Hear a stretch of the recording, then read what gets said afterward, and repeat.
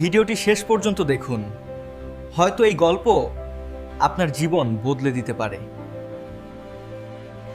স্ত্রী স্বামীর সাথে খারাপ আচরণ করলে কি ভয়ানক ক্ষতি হয় জেনে রাখুন, কিন্তু ইসলামের দৃষ্টিতে এর পরিণতি খুবই ভয়ানক হতে পারে। খারাপ আচরণের তিনটি বড় ক্ষতি। এক, বরকতহীন জীবন। স্বামীর মনে কষ্ট দিলে সংসারে সুখশান্তি নষ্ট হয়ে যায়, রিজিক থাকলেও তাতে বরকত থাকে না এবং জীবনে অশান্তি নেমে আসে। দুই, ইবাদত কবুল না হওয়ার আশঙ্কা। নবীজি বলেছেন, যদি কোনো স্ত্রী এমন অবস্থায় রাত কাটায় যে তার স্বামী তার ওপর অসন্তুষ্ট, তবে ফেরেশতারা সকাল পর্যন্ত তাকে লানত করতে থাকে। তিন, জাহান্নামের ভয়। ইসলামে বলা হয়েছে, একজন স্ত্রীর জান্নাতে যাওয়ার অন্যতম শর্ত হল আল্লাহর সন্তুষ্টির পর স্বামীর সন্তুষ্টি অর্জন করা।